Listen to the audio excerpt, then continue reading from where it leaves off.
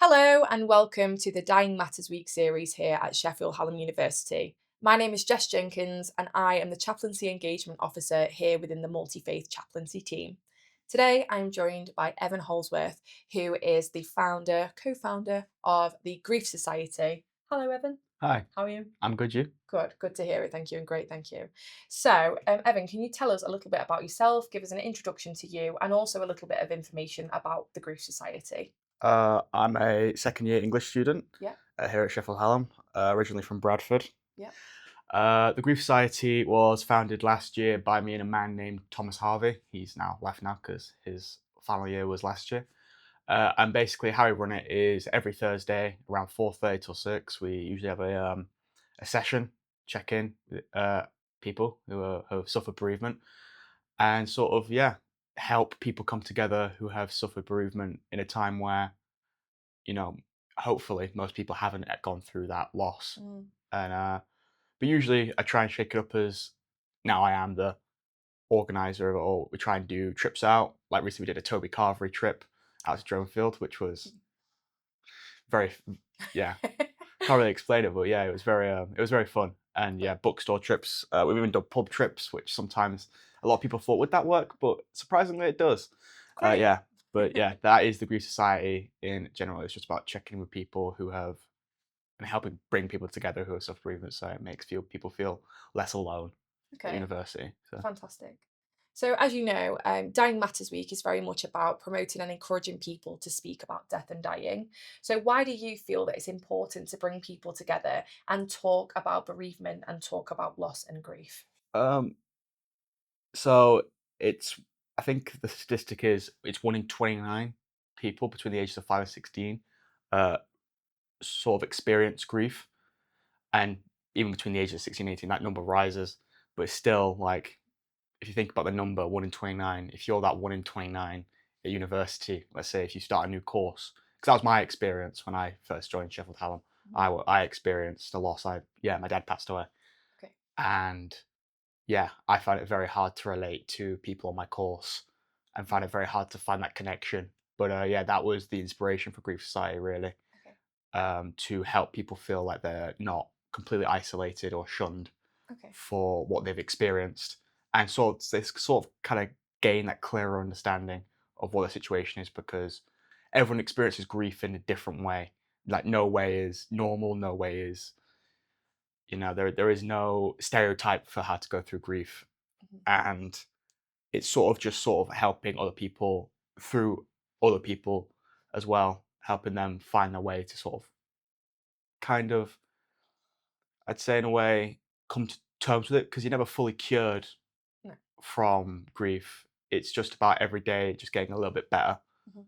And yeah, I find that at university, when you've got all your lectures and moving to a different city thrown at you and the day to day, I just thought it'd be a nice idea for an hour and a half once a week for everyone to sort of like, if they want to. There's no pressure to speak if you come to Grief Society. Yeah. But yeah, I thought it'd be a good idea for everyone to sort of like share how they're feeling and then feel like their feelings do matter. Yeah. I think that's really admirable that you've turned, your own situation into an opportunity to help others. I think that's really powerful. So congratulations on that. Would you mind talking to us a little bit about your own experience with grief and how you've supported yourself throughout that? Um, I'd probably give a crash course on how not to deal with grief with this question, Okay. but this is my experience. So my dad was ill throughout sixth form. I was one of the carers that looked after him, and in my first week of lectures, he passed away um, due to various illness. And at the time, I thought, no, I'm gonna dive headfirst into uni lectures. I'm gonna you know do my work, join societies, make friends, do all this, yada yada yada. Sign up for a uni house, which I managed to do somehow. But there is this sort of balance. You can't go full pelt all the time, because grief never goes away. It just builds. You push a negative emotion down, it never does go away. It just builds and builds and builds and builds and builds. And it wasn't until summer last year, and I thank my friends back home for keeping an eye on me and supporting me through it, that I finally started to feel those emotions, whether I wanted to or not. Yeah. So I would say to anyone who is just a bereavement, let yourself feel the feelings that you are going to feel, Mhm. because it's natural and it's inevitable. Yeah. But also, if you keep that balance of activity and inactivity, it's just sort of taking time to reflect on how you're feeling and what you're going through. Then that obviously Mm. over time it will get better, but it obviously it has to get bad before it gets good, and you have to go through that process. But there is, I know it's stereotypical to say, but there is another light at the end of the tunnel, and you Yeah. know you do get through it. Yeah. But you do need support along the way. I should think. Yeah, and Absolutely. chaplaincy was a very good help for me when Good. I came here, I'm and glad to hear that. yeah, Amazing.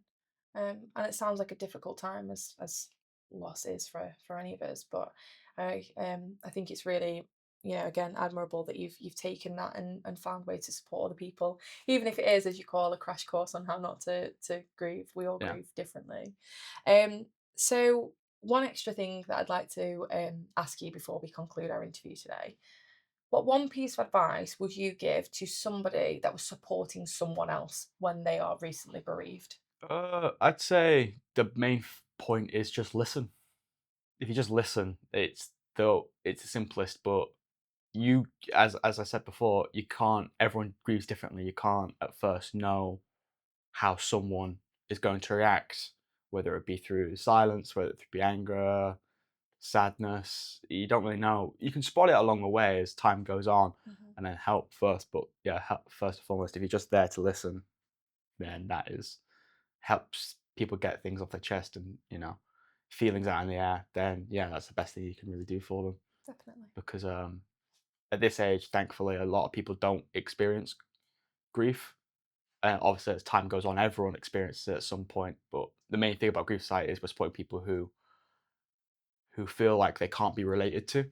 Yeah, And yeah, and the start of the Grief Society was about listening. And people who first join it, they feel like they're listened to. And if they keep coming back, we do like more fun activities. And then yeah, it's just sort of it's all about trying to feel like a little bit less lonely whilst transferring that path through grief. absolutely. So yeah, that'd be my advice. Great. Thank you so much for joining me today. No worries, thank you for having me. If you would like to find out more about the Grief Society, they have an Instagram page and you can follow them on. SHU lowercase grief sock. Brilliant. Again, if you would like to speak to anybody about the themes raised this week during Dying Matters Week, you can email us at chaplaincy@shu.ac.uk, and you can also find the rest of our resources on our LinkedIn and Instagram page. Thank you.